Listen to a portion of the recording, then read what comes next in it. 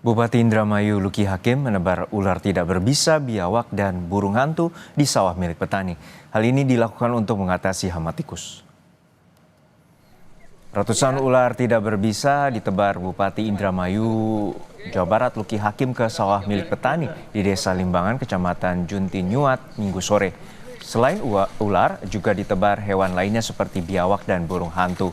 Tujuannya untuk membantu para petani dalam mengatasi hama tikus. Populasi tikus tengah merajalela dan menyerang tanaman padi milik petani.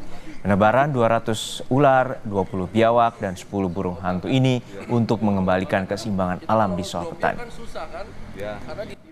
Melepas liarkan ular, burung hantu, dan biawak supaya harapannya adalah terjadi kembali keseimbangan rantai makanan.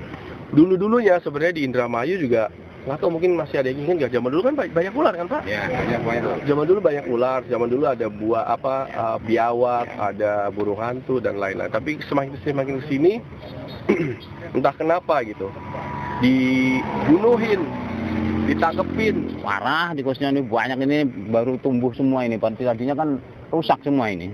Rusak semua tikus. Oh, tanam ulang di sini?